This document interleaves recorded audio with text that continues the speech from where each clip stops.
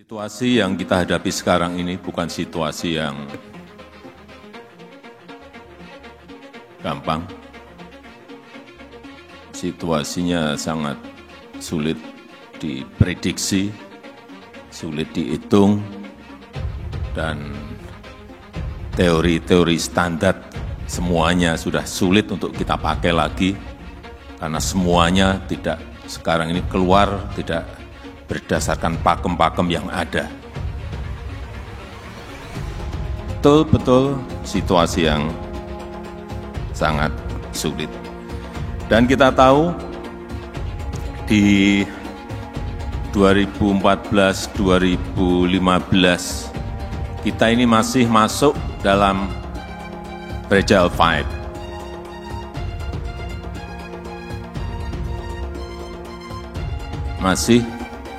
Kita masih dimasukkan dalam negara yang rentan untuk terpuruk. Kalau kita melihat desain konstitusi kita, jelas masalah calon presiden dan calon wakil presiden itu ditentukan oleh partai politik. Dan apa yang ditunjukkan dalam pernyataan dan sikap Bapak Presiden Joko Widodo justru mengundang respon publik, spekulasi publik.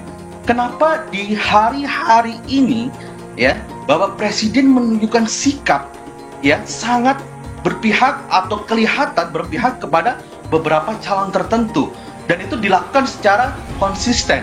Dan inilah yang kemudian menunjukkan jangan-jangan publik bertanya-tanya, ada apa? Kenapa Bapak Presiden sebagai kepala negara dan kepala pemerintahan justru menunjukkan sibuk mengurus masalah pencapresan. Mengingatkan bahwa dalam proses demokrasi kepercayaan adalah kunci. Kepercayaan adalah kunci. Penyelenggaraan pemilu yang terpercaya akan membuahkan sebuah legitimasi yang kuat. Ibarat pertandingan bola, semua akan menerima dan mengakui hasil pertandingan jika prosesnya dilakukan secara adil dan bersih. Ini misalnya soal daftar pemilih tetap DPT. Tiap pemilu selalu menjadi polemik, selalu menjadi bahan untuk menuding ada kecurangan. DPT ini selalu diulang-ulang.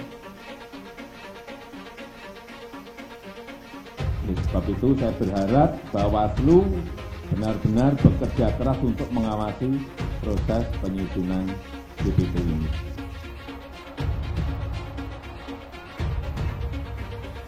Kalau ada yang menghambat, apalagi dari pihak pemerintah yang tidak kooperatif, nanti Pak Rahmat Bagja laporkan ke saya. Saya singgung konsolidasi politik luar biasa, kemudian apa yang disebut dengan rally on the flag akibat kopi dia menyatukan semua elemen bangsa itu juga jadi modal.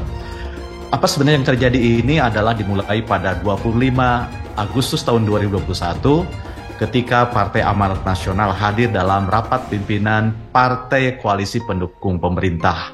Mengapa ini penting? Karena ini menjadi konteks yang menentukan, karena dengan bergabungnya PAN ke dalam koalisi pemerintahan bentukan Joko Widodo, berarti koalisi ini menguasai 471 kursi di parlemen atau 81,91%. Nah, ini artinya apa? Ini artinya apapun yang dikehendaki oleh DPR dan Presiden tidak akan sulit untuk mewujudkannya. Contoh yang paling para excellent adalah penetapan rancangan undang-undang kitab hukum pidana gitu ya, yang amat cepat. Karena apa? Karena nyaris tidak akan ada perlawanan dan kekuatan dari luar. Nah, apa artinya ini? Artinya adalah saya katakan bahwa Joko Widodo meskipun akan mengakhiri jabatannya dan sudah menutup wacana presiden 3 periode, tetap saja akan menjadi salah satu kekuatan penentu dalam pemilu 2024. Mengapa demikian? Karena meskipun dia akan lengser, tetapi tetap saya yakin dia punya preferensi tentang siapa yang akan menggantikannya. Dan karena kedudukannya sebagai kepala negara, maka Joko Widodo adalah bapa dari semua calon yang ikut kontestasi dalam pemilu 2024. Ketika Jokowi mengeluh menjadi yang tertuduh. Tapi repotnya urusan lolos dan tidaknya peserta pemilu tahun 2024. Itu kan sebetulnya urusannya KPU. Urusannya KPU itu, tapi yang dituduh-tuduh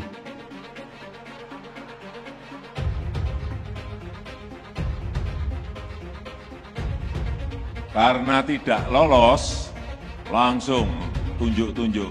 Itu istana ikut campur, kekuatan besar ikut campur, kekuatan besar intervensi. Saya itu nggak ngerti apa-apa masalah. Ini kan total 100% urusannya KPU. Bukan urusan siapa-siapa. KPU itu independen. Nggak bisa yang namanya kita itu ikut-ikutan mengintervensi apalagi. Nggak ada.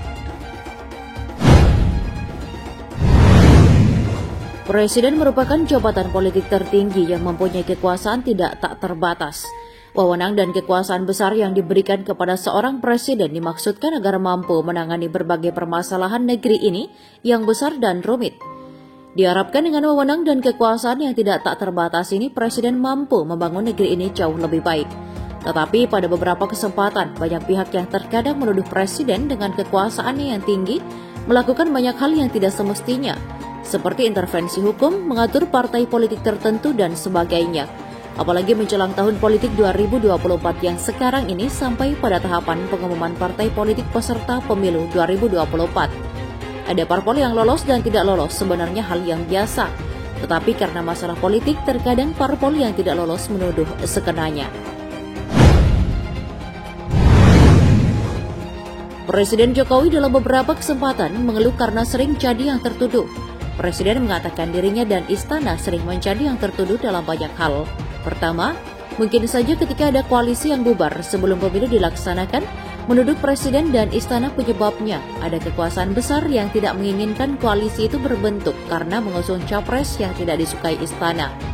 Sepertinya Presiden sedang membicarakan koalisi perubahan yang tidak kunjung terbentuk. Mereka telah lama melakukan pendekatan, berkoar-koar akan segera berkoalisi tetapi sampai saat ini belum juga deklarasi. Mereka menuduh jika ada kekuatan besar yang tak terlihat berusaha menjegal, menghalangi sehingga koalisi sulit terbentuk agar capres yang mereka usung tidak mendapat kendaraan politik. Kedua, ada partai politik yang tidak lolos verifikasi menuduh ada kekuatan besar yang sengaja melakukan intervensi. Pada hari Kamis 15 Desember lalu, KPU mengumumkan 17 partai yang berhak menjadi peserta pemilu 2024. Satu-satunya parpol yang tidak lolos adalah Partai Umat. Amin Rais selaku Ketua Majelis Syura menyinggung isu yang belakangan mencuat terkait dugaan KPU yang disinyalir melakukan manipulasi demi meloloskan partai-partai tertentu. Amin mengatakan KPU patut diduga disetir oleh kekuasaan. Nampaknya atas perintah kekuasaan yang besar, Partai Umat satu-satunya partai yang disingkirkan, sehingga Partai Umat tidak bisa mengikuti pemilu 2024, ujar dia. Hasil mediasi antara KPU dan Partai Umat diberikan kesempatan beberapa hari untuk memperbaiki persyaratan. Jika bisa memenuhi syarat yang ditentukan, Partai Umat bisa lolos menjadi peserta pemilu 2024. Mungkin saja jika nantinya Partai Umat tidak mampu memenuhi syarat, Amin Rais kembali menuduh KPU dan kekuatan besar berada di balik semua itu. Padahal itu murni ketidakmampuan partainya.